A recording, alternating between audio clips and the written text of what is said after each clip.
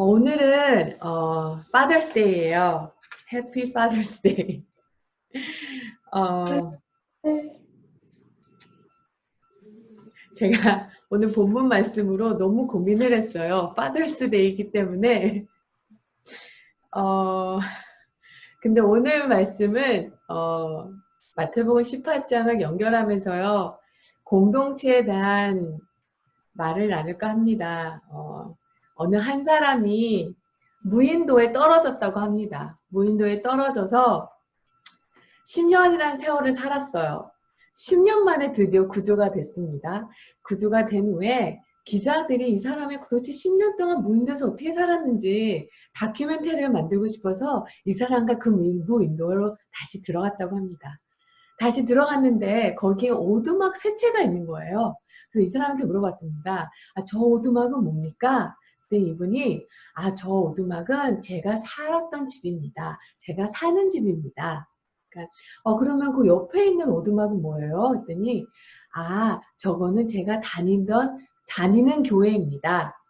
그랬더니 그러면 저쪽 맨 끝에 있는 저 오두막은 뭡니까? 그랬더니요, 이분 하시는 말씀이 저 오두막은 제가 전에 다니던 교회입니다. 라고 대답을 했다고 합니다.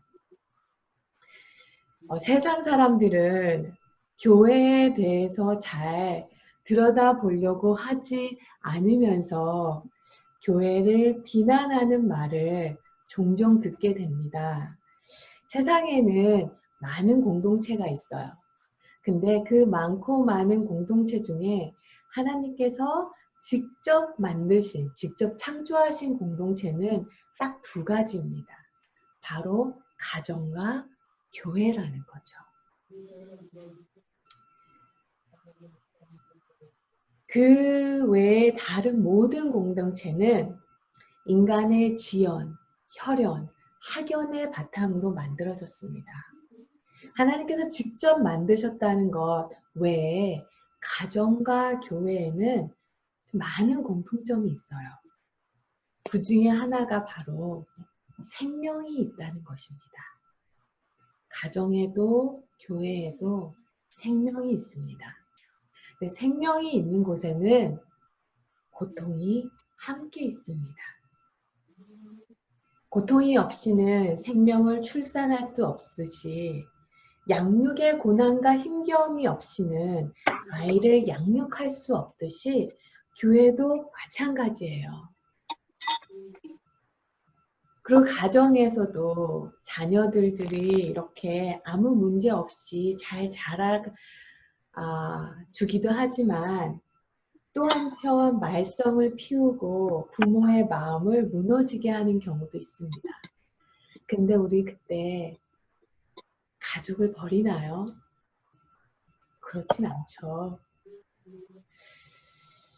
이렇게 자녀가 탈선의 길을 가거나 부모의 마음을 심하게 상하게 할 때 이런 상태에는 부모의 적절한 사랑과 관심 그리고 눈물의 기도는 자녀들을 돌이키게 하고 성장하게 하는 계기가 됩니다. 오늘 본문 말씀은 바로 이 부분이에요. 교회 안에서 다른 사람이 내게 악을 행할 때는 어떻게 해야 하나요? 교회 안에서 어떤 사람이 죄를 행하며 죄를 범하면 어떻게 해야 하는 겁니까? 마태복음 18장은요, 사실 이 부분을 다루고 있어요. 마태복음 18장쯤에 오면요, 예수님께서는 이미 자신이 고난당하고 십자가에 못 박히신 후에 다시 부활될 것을 최소 2번 정도는 이미 제자들에게 언급하셨어요. 그리고 제자들도요, 마태복음 18장 정도 오면요, 이미 예수님과 2, 3년이라는 세월을 같이 보낸 상태예요. 예수님은 이제 아셨어요. 이 땅에서 있는 하는 사역의 시간이 얼마 남지 않았음을. 그리고 이제 곧 예수님께서 떠나면 이 하나님의 백성들이, 제자들이 이 땅에서 신앙 공동체의 삶을 이 땅에서 어떻게 살아가야 하는지를 가르쳐 주시는데 이제 시간을 보내시려고 하세요. 마태복음 18장 전체의 주제가 뭐냐면요. 결국 회복입니다. 공동체의 회복이에요. 그리고 18장에서 예수님께서는요. 이 신앙 공동체를 파괴하는 세 가지 요소를 다루고 있어요. 신앙 공동체를 파괴하는 첫 번째 요소는 경쟁심입니다. 18장 1절 말씀, 천국에선 누가 제일 크나이까? 두 번째는요, 무책임이에요. 15절, 형제가 죄를 범하거든 어떻게 해야 됩니까? 그 세 번째는요, 복수하고 싶은 마음, 받은 대로 갚아주고 싶은 마음. 21절, 몇 번이나 용서하여 주리까? 이렇게 예수님은 세 가지, 경쟁심, 무책임, 보복심으로 공동체가 무너질 때, 신앙 공동체가 무너질 때 이것을 극복할 수 있는 세 가지 처방약을 주세요. 첫 번째는요, 겸손이고요. 두 번째는 진심 어린 마음이고요. 세 번째는 용서입니다. 오늘은 바로 이 두 번째를 다루고 있는 본문이에요. 자, 그럼 교회 안에서 다른 사람이 악을 행할 때 어떻게 해야 되나요? 어떻게 해야 될까요? 이것은 꼭 짚어 넘어가야 될 문제고요. 또한 지혜로운 질문이기도 합니다. 왜냐면요. 마귀는요. 죄를 범하는 사람 편에서도 일을 하지만 그 죄에 맞서 정의를 이루려는 사람에서도 그 사람 편에서도 양쪽에서 마귀는 역사할 수 있기 때문이에요. 성경은 성도가 하나님의 자녀가 타인의 죄의 희생양이 될 수 있다는 점을 여러 군데에서 이야기하고 있어요. 어쩌면 우리는 내 자신의 죄로 남에게 상처를 줄 수도 있고요. 또 한편으로는 타인의 죄로 내가 희생되는 이 두 가지 입장에 모두 설 때가 있습니다. 그리고 죄 지은 사람은요. 죄의 문제를 해결을 받아야 하지만 피해 입은 사람 역시 상대방의 죄에 대해 어떻게 반응했는지를 돌아보고 책임을 느껴야 합니다. 성경은요, 타인으로부터 희생당하면서 끝까지 정직하게 살았던 의인들의 이야기로 가득합니다. 창세기 4장에서 나오는 아벨의 죽음부터 시작해서요, 요한계시록에 나오는 교회의 핍박에 관한 예언에 이르기까지 성경은 이렇게 서로에게 죄를 행하는 사람들 이야기로 가득해요. 그것은 결국은 이 땅에서 우리는 언제나 다른 죄인들과 더불어 살아가는 죄인이기 때문이에요. 죄인이라는 말은요, 죄를 짓기 때문에 죄인이 아니고요, 죄인이 있기 때문에 죄를 짓게 되는 겁니다. 교회 안에서 누군가 죄를 범했다면 대부분의 사람들은, 대부분의 성도님들은 갈등을 피하기 위해 무엇이든지 하려고 합니다. 갈등을 피하려고 해요. 나도 죄인인데 내가 누구를 판단하겠어. 근데 성경은 말해요. 자로부터 우를 판단할 줄 아는 자. 뭐가 선하고 선과 악을 구별할 줄 아는 자. 나보고 그 사람한테 가서 얘기를 해보라고? 잘못은 그 사람이 했는데 그럼 그 사람이 왜 하지? 왜 내가 가? 말해봤자 뭐 바뀌는 게 있겠어? 이렇게 우리는 말하면서 갈등을 피해요. 그리고 거리를 둡니다. 이 땅에서 우리는 언제나 다른 죄인들과 더불어 살아가는 죄인이기 때문에 진짜 문제는요, 우리에게 죄를 짓는 형제 자매가 아니에요. 우리에게 죄를 짓는 형제 자매는 항상 있어요. 주님 오시기 전까지는. 그래서 진짜 문제는 우리 대부분이 우리 형제 자매가 죄를 범할 때 우리 대부분이요.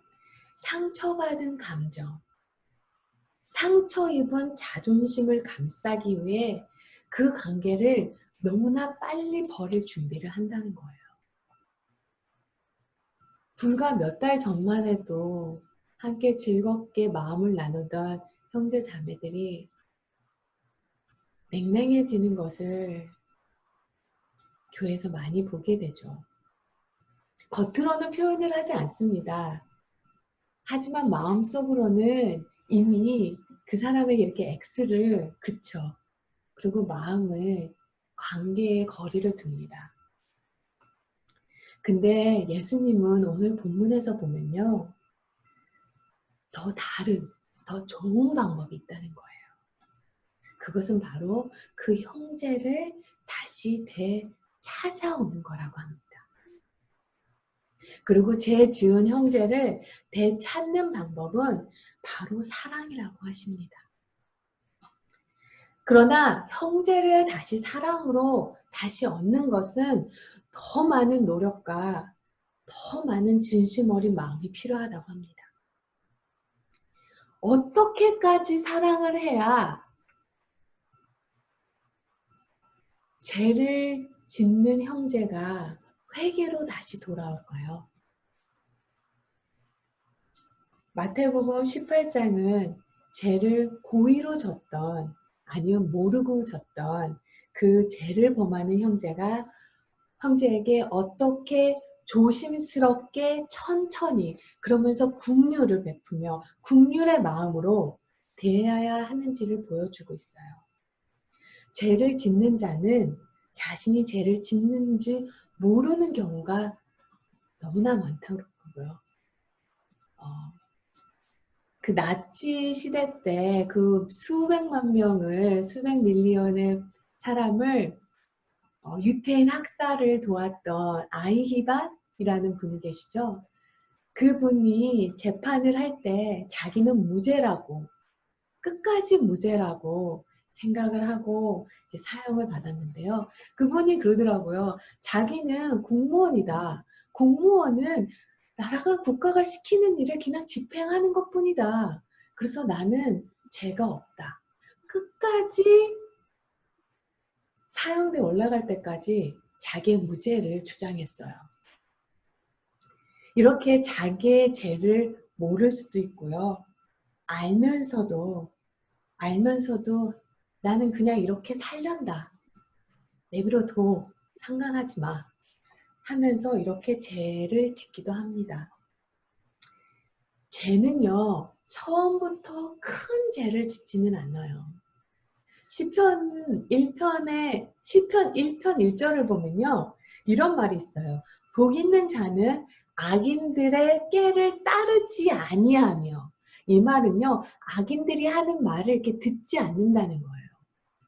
그리고 어떻게 하냐면요. 죄인들의 길에 서지 아니하고. 그러니까 듣는 거로 끝나는 게 아니에요. 이제 가다가 멈춰 서는 거예요. 멈춰 서고 그 악인들이 하는 그 서성거림, 그 사이에서 서성거리는 거죠.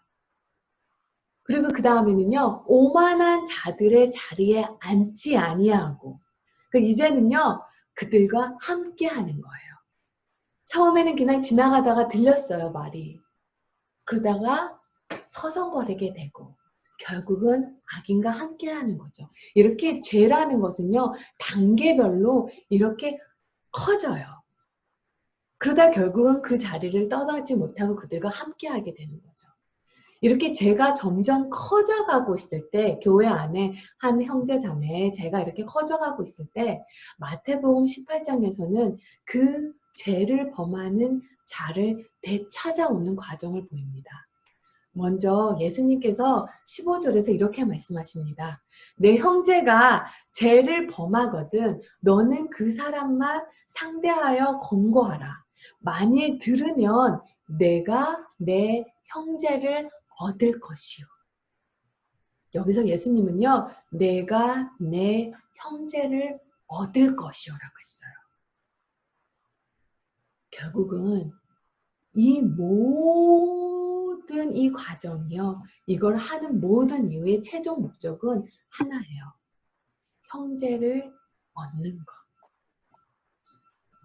지금 이 형제는 아주 심각한 상황에 있어요. 저희가 지금 본문에서 이미 읽은 것과 같이 지금 형제는요, 지금 자신이 다른 형제 자매에게 하는 행동으로 인해서 크리스찬이 아닐 수도 있을 정도로 그런 심각한 상황, 그런 심각한 죄를 지금 범하고 있는 거예요. 그러니까 지금 이 상황이요, 뭐 어떤 분이 교회에서 어떤 형제가 잔디 깎는 기계를 가져가셔서 빌려가셨는데 몇 주가 지나도 돌려주질 않길래 전화를 해서 아직 잔디 깎는 기계 다시 돌려달라고 하니까 그때서야 이분이 내가 누구를 빌려줬는데 그 잔디 깎는 기계를 새삼에 그 사람이 그 잔디 깎는 기계를 차로 후진하다가 밀어버렸어. 그래서 이제 없네. 뭐 이런 상황보다 더 심각한, 그러니까 어느 정도 심각하냐면요.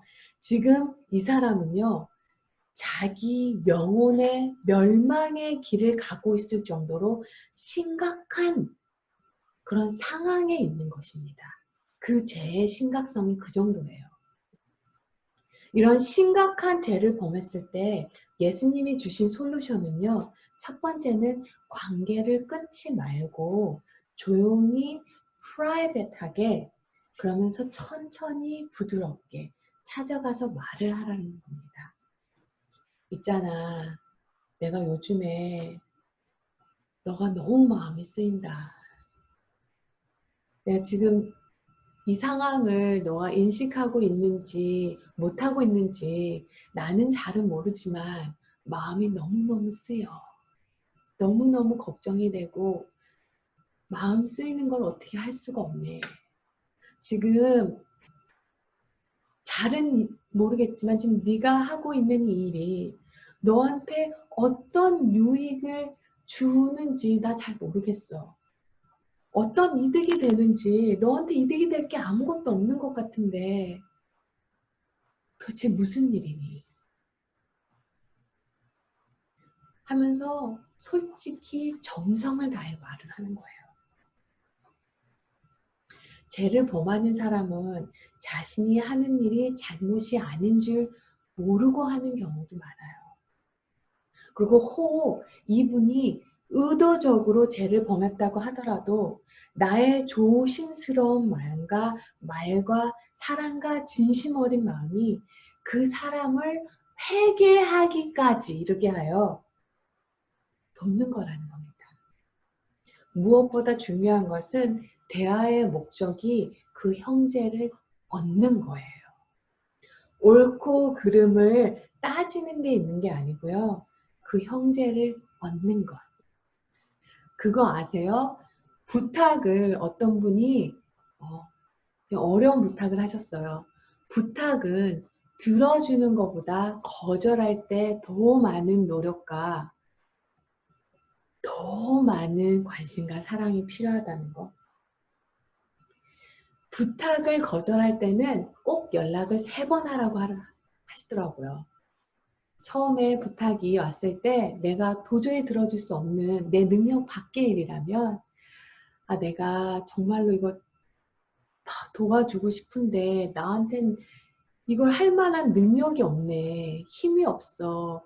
내가 어떻게 도울 수 있는 길이 없는데 근데 잠깐만 기다려 봐봐. 내가 너를 도와줄 수 있는 사람을 좀 알아볼게. 나는 이거를 도울 수 없지만 능력이 있는 사람 한번 알아볼게. 그렇게 처음에 대답을 합니다. 그리고 며칠 후에 다시 문자를 보내라고 하더라고요.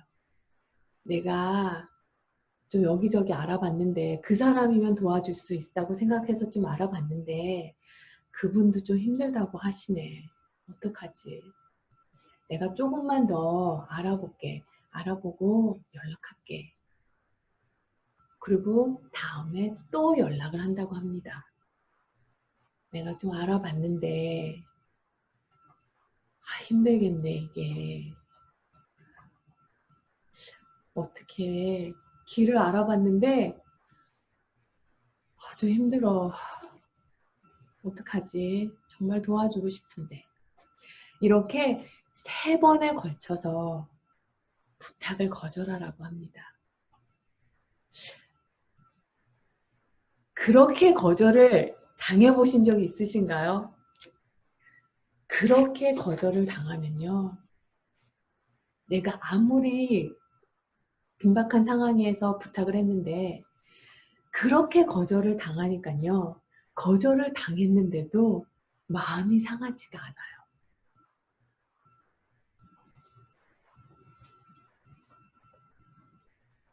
마음이 상하지가 않더라고요. 그리고 진심으로 느껴지더라고요. 이분이 나를 정말로 진심으로 생각하고 아끼고 사랑하는구나. 정말로 도와주시고 싶은데 안 되시는 거구나. 그러면서 서운한 마음이 하나도 안 들더라고요. 근데 우리 누구에게 거절할 때 이렇게까지 노력을 하나요? 이렇게까지 정성을 들이나요? 예수님은 이거를 하라는 거예요, 지금. 오늘 본문은요, 우리 모두가 갈등을 피하고자 관계를 너무 쉽게 끊어버리려고, 쉽게 포기하려고 하는 것은 아닌지 생각해 보게 하는 본문이었습니다. 우리가 가정에서 가족이 다른 가족들에게 크게 상처를 준다고 해도 포기하지 못하잖아요. 그런데 하나님이 만드신 또 다른 공동체에서도 누군가가 죄를 지으면 범할 때 쉽게 관계를 포기하지 말라는 거예요. 얼마까지 사랑을 구걸해야 되냐면 그 사람이 회개해서 돌아올 때까지. 다시 본문으로 들어가서요. 이렇게 다가갔을 때 그 형제분이 회개로 돌아올 수도 있습니다. 내가 몰랐다고. 내가 너무 어리석고 내가 너무 사람이 작아. 미처 보지 못했다고. 이렇게 돌아올 수도 있습니다. 그런데요. 또 반면에 마태복음 7장에 같은 경우가 일어날 수도 있어요. 그리고 종종 많이 일어나죠. 그리고 이 부분이 우리가 가장 많이 실수를 하는 부분이기도 해요. 마태복음 7장에 보면요. 이런 얘기가 있죠. 자기 눈에 들보가 있는데 다른 사람의 눈에 있는 티를 빼려고 한다는 그런 본문 내용이 있잖아요. 바로 이 일이 일어나는 거예요.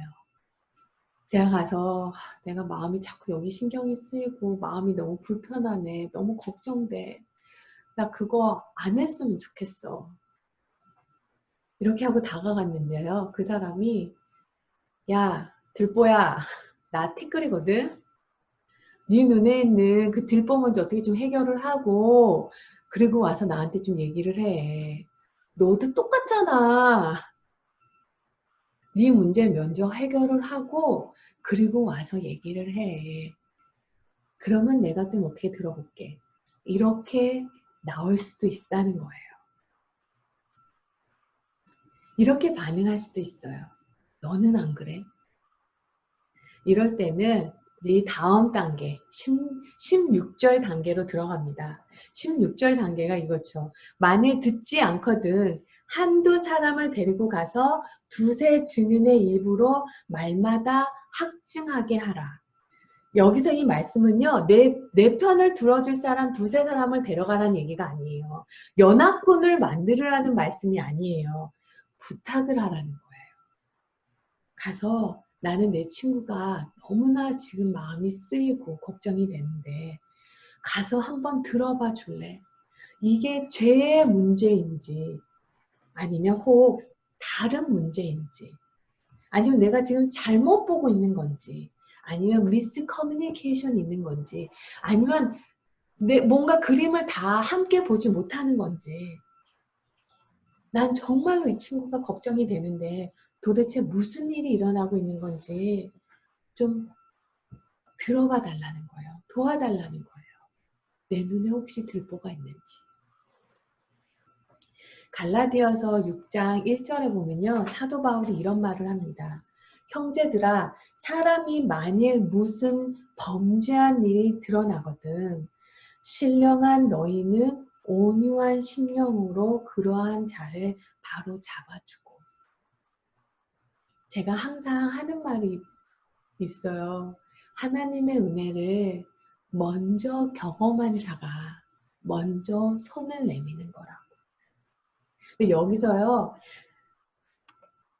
만일 형제가 죄를 범하거든 신령한 너희는 온유함으로 그러한 자를 바로 잡아주고, 이 바로 잡아주고라는 이 표현이 정말 중요한 표현이에요. 이게 원어 성경에서는 헬라어 의학 용어가 사용됐어요. 어떤 의학 용어가 사용됐길래 이게 우리는 바로 잡아주고라고 이렇게 번역이 됐냐면요. 영어로는 restore라고 하는데요. 이 원어 성경에는요. 의학 용어가 써져 있어요. 의학 용어로 부서진 뼈를 붙여주다 라는 의학 용어가 여기 써여져 있습니다. 온유한 심령으로 그러한 자의 부서진 뼈를 붙여주다. 그러니 부서진 뼈를 붙여준다고 하니 얼마나 천천히 인내하며 부드럽게 이 모든 과정이 이루어져야 될까? 뼈를 붙이다가 사람을 죽이면 안 되잖아요.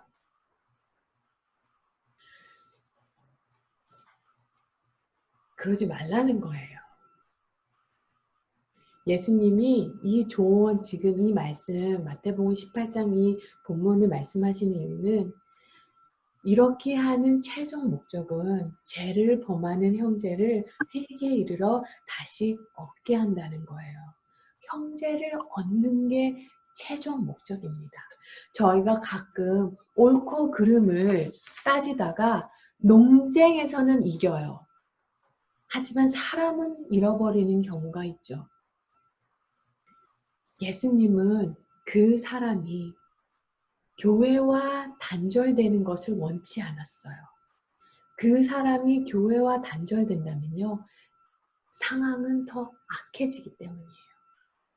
왜냐하면 공동체로 존재하는 사람만이 하나님의 형상을 온전히 나타낼 수 있기 때문입니다. 그런데 두세 사람이 같이 갔는데 그 범죄한 형제가 제가 가서 너무 마음이 두세 사람이 갔는데 이 범죄한 형제가 나는 하나님의 말씀을 알고 이것이 죄인지도 안다. 그래도 난 이렇게 할 거야. 그 결과가 어떻든 나는 이렇게 할 거야. 상관하지 마. 이렇게 나온다면 이제 17절로 넘어갑니다. 17절 말씀. 만일 그들이 말도 듣지 않거든 교회의 말하고 교회의 말도 듣지 않거든 이방인과 세리와 같이 여기라. 이방인과 세리와 같이 여기라. 라는 말씀은요. 당신은 예수님을 믿는 사람이 아니야. 라고 말하라는 것이 아니에요. 당신 안에 예수는 있어? 라고 말하라는 것이 아닙니다. 왜냐하면 그것은요, 오직 하나님만 하시는 일이에요. 저 사람이 하나님을 아는지 모르는지는 하나님만 하세요. 사람이 누구이길래, 뭐이기에 다른 형제 자매의 마음속에 구원이 존재하는지 안 하는지를 판단할 수 있겠습니까? 이때 교회는 단순히 우리는 더 이상 당신이 그리스도를 믿는다는 것을 확신할 수가 없습니다. 라고 말하라는 거예요. 그 이유는 당신이 당신 입으로 나는 하나님의 말씀을 아는데 상관이 없다. 나는 예수님의 말씀을 아는데 그것도 상관없다. 교회도 아는데 교회도 상관없다. 그 결과가 어떠하든 나는 상관이 없다. 라고 당신이 말했기 때문에 우리는 당신이 그리스도를 믿는다는 것을 확신할 수가 없습니다. 여기까지라는 거예요. 그것은 그 사람에게 징계하는 것도 아니고요. 그 사람을 다른 사람들 앞에서 창피를 하게 만드는 것도 아니고요.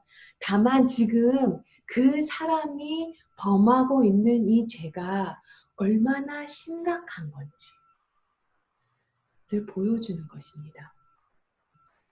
오늘 18장 말씀은요, 에서 좀 의아한 게 있어요.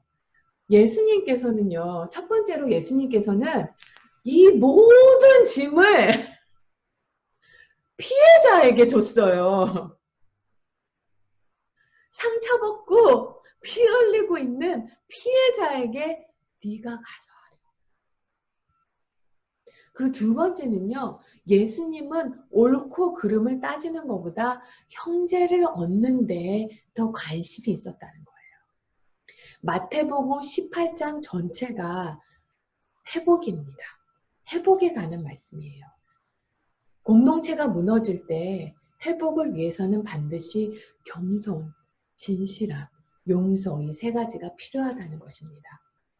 19절에서 예수님께서 말씀하십니다. 진실로 다시 너에게 이르노니 너희 중에 두 사람이 땅에서 합심하여 무엇이든지 구하면 하늘에서 계신 내 아버지께서 그들을 위하여 이루게 하시리라. 네. 두세 사람이 내 이름으로 모인 곳에는 나도 그들 중에 있으리라. 네. 두세 사람이 모이면요, 갈등을 피할 수가 없어요. 근데 두세 사람이 예수 그리스도의 이름을 모이면요, 갈등도 있지만 하나님의 임재하심도 있습니다. 사람은요, 모두 정상이에요. 그 사람을 알게 되기 전까지는.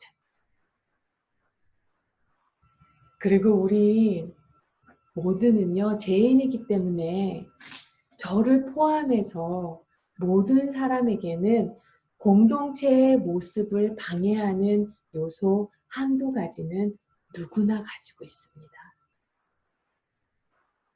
우리는 죄인들과 더불어 살아가면서 언제나 갈등을 겪기 마련이죠. 그리고 상대방에게 가까이 다가갈수록 더 많은 갈등의 요인을 만나게 됩니다. 그렇다고 관계를 회피할 수 있냐면요, 그 또한 어려운 일이에요. 영생을 만나야 될 사람들이에요. 영생을 함께 보내야 되는 사람들이에요. 오늘 본문 말씀은 저희를 한번 물어보게 하더라고요. 나는 갈등을 피하는 사람인가? 아니면 정면으로 부딪히는 사람인가? 아니면 예수님께서 말씀하신 것처럼 하나님의 관점으로 갈등 속으로 들어가는 사람인가? 왜냐? 사랑하기 때문이에요. 만일 우리가 고백하는 대로 예수님께서 우리를 회복시키시기 위해, 죄인을 회복시키시기 위해 자신의 생명을 내어주셨다는 그 고백을 우리가 진심으로 믿는다면요, 우리는 사람을 외면하는 게 아니라 그들을 향해 들어가야 돼요. 그들을 향해 나아가야 됩니다. 예수님은요, 사람과 사람이 서로 배척하지 않고 끌어안도록 하기 위해서 십자가 위에서 한 번도, 이제까지 한 번도 겪어보지 못하신, 즉 세상이 창조되기 전 그 삼위일체의 그 온전한 연합에서 찢어지는 아픔을 감내하셨어요. 예수님은요, 예수님이 가장 누군가를 필요로 할 때 자신을 두고 떠나버린 제자들에게 화를 내지도 서운해하지도 않으셨어요. 너네 사람이 어떻게 그럴 수가 있냐? 서운해하지 않으셨어요. 무엇보다 하나님은 이 갈등 많고 불법을 행하며 불의로 가득 찬 이 세상에 인간의 모습으로 오셨어요. 불의의 희생양이 되셨습니다. 사실 상처를 받으면 그대로 되돌려주고 싶은 것이 인간의 마음입니다. 그게 어떤 분은 적극적으로 대하기도 하시고요. 어떤 분은 나 화났어 하면서 말도 안 하시면서 가만히 있으시면서 내 화난 감정으로 다른 사람을 컨트롤하기도 해요. 그렇지만 우리가 아직 죄인 되었을 때 주님은 우리를 위하여 죽으심으로 하나님께서 우리에게 대한 자기의 사랑을 확증하셨다는 것을 믿는다면, 정말로 그렇다면 우리는 누군가가 자신에게 악한 일을 저질렀다면 자신 스스로가 죄를 지었을 때 주님 앞에 나오며 인내와 겸손과 긍휼과 용서를 구했던 것 같이 그렇게 똑같이 그분에게도 나아가야 된다는 거예요. 죄를 지은 상대방에게 불만을 품고 냉담하게 복수할 기회를 노리거나 그를 이야기거리로 삼는 것은 결코 하나님을 영화롭게 하는 방법이 아닙니다. 사랑하는 성도 여러분, 신앙 공동체에는 항상 갈등이 있을 수밖에 없어요. 그리고 죄인이 더불어 사는 세상에서는요, 교회 밖에서도 교회 안에서도 다른 사람의 죄로 희생양이 되기도 합니다. 근데 이거를 잊지 마셔야 돼요. 마귀는요, 죄를 범하는 사람 편에서도 그에 맞서 정의를 이루려고 하는 사람 편에서도 양쪽에서도 둘 다 일하고 있음을요. 기도드리겠습니다.